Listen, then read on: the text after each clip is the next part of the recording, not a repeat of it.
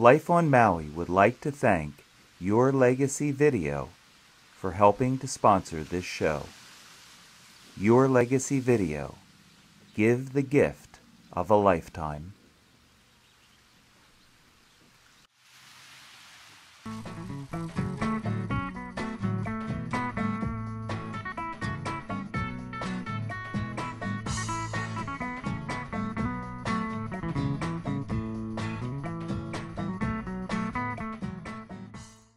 Welcome to Life on Maui. My name is Freid. Pflum is our guest today. He's an author, a coach, and a very interesting man. He wants to share the importance of our subconscious programming, how it affects us, and how we can change it. Welcome to the show, Neil.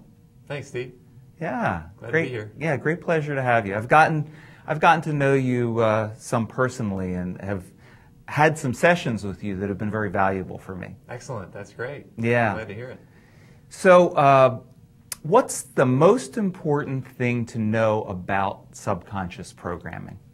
Well, subconscious programming is really running the show 95% of the time.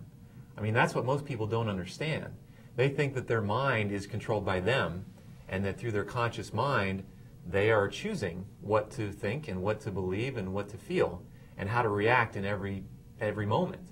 And what in fact is true is that their subconscious mind is running the show 95% of the time. So how I react in almost any situation is a result of my subconscious programming. And so that can be a good thing. For example, if you're Donald Trump's daughter, for example, her subconscious programming is probably to be very successful around money. But a lot of us have subconscious programming that's in there because of our parents, our parents' parents, our parents' parents' parents, our teachers, churches. It's just any number of things that can influence our subconscious mind, and a lot of it ends up happening around from anywhere from 0 to 6 years old. You have, there's a number that you came up with, the equation, so to speak, of the amount that we have our subconscious running the show, and the amount that our conscious mind is running the show, and it's staggering. Yeah, only 5% of the time is my conscious mind actually running the show. The other 95% of the time, it's almost like I'm on autopilot. So it's my subconscious beliefs, my subconscious fears, my subconscious feelings that are really out there running the show. So I'm reacting to things based on my subconscious mind and just behaving because of my subconscious mind. So it's 5% conscious mind, 95% subconscious mind, and my conscious mind is actually like a 4-bit processor. So it's computer lingo for all the computer folks out there. My subconscious mind is a 40 million bit processor. So that's why these numbers are so staggering. It's because that's why it's so hard to change that subconscious programming, because it's like hooking up my calculator to my computer and trying to reprogram it for success. Well, what part does therapy and affirmations play? I mean, there's a proliferation of different kinds of counselings, therapies, where we bring to the table what our problems are. There's all the affirmation tools, like from The Secret. What part do they play in this? How do you see them as being a part of the solution? Well, therapy is great for diagnosis, to find out, well, what might be running the show? What are some of the limiting beliefs that I may have inside my self-conscious? And then after that, there's not a lot that I gained from therapy. It's great to find out what's going on, and then after that, there's got to be something more to actually remedy the situation and actually change my subconscious programming. So what is that something more? It's like, what is it? I know this is your specialty. Your specialty has to do with working with the subconscious. So what specifically, what tools are you using? Well, there's a couple different things that I've tried. There's CDs that will take your mind down into a different brainwave level. To give everybody an education, there's 4 different brainwave patterns. There's really more, but 4 main ones. There's beta, which is what we're in now. And then if we relax and close our eyes and start to meditate, then we're actually in alpha.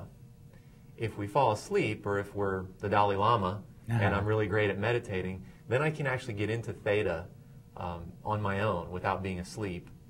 And then if I'm asleep and I go into dream state, that's Delta.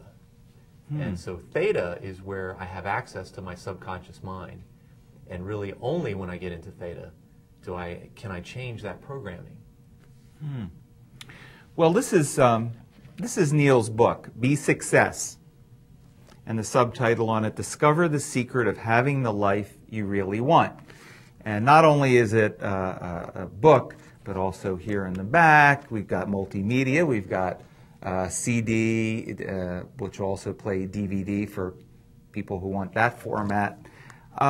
What specifically in this book techniques can we find in here? Actually, I think we're going to work with this later in the show, aren't we? Yeah, well, we're going to do a technique that's similar to the one that's taught in the book. In the book, I teach a program called the Emotional Freedom Technique. And that allows people to change their limiting beliefs and some negative emotions. And so we're not going to talk about that particular process, but we're going to talk about a similar one. And we'll actually do it, if you're still up for it, right here on the show. Yeah. So the people at home can actually participate and follow along. This book is really about how to harness the power of being. You know, in Western society, we're very focused on doing. You know, it's all about what are you going to do about that? What are you going to do to make your life better? What are you going to do about this or that? What did you do last weekend? You know, how are you doing? When was the last time somebody said, hey, what did you be last weekend? Well, one thing I do notice here on Maui that is really a relief, I'm from the East Coast. One of the things that I like about here is that there are very few people who come up to me and say, what do you do? I like that. East Coast is very, what do you do? Yeah. You know, and here, I very rarely have gotten that question, nor do I ask it, and I appreciate that. Yeah, that's great. So you're not defined by your job. No. Here in Maui. That's cool. Yeah, right. That's great. Yeah, so the book, more about the book, it really teaches you how to be first, and then the doing comes from that.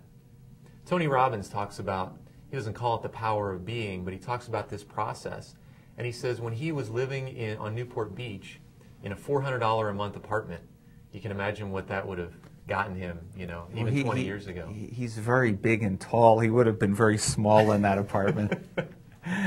Yeah, so he was living in this little cramped apartment, and nobody knew who he was. And so he imagined himself to be a public figure. So that was his being. He harnessed the power of being to then do public figure, and now he obviously has the success and the notoriety and the fame and the money that public figures have. Yeah. So it's all about being. Stephen Covey calls this process first creation in his book, The 7 Habits of Highly Effective People. And everybody's kind of skipped that part when they read the book. They look at the doing, and they look at, hey, they look at the second creation, which is the doing. But the first creation is really the most powerful part. Wayne Dyer has a book about it. It's called The Power of Intention. It's all the same stuff.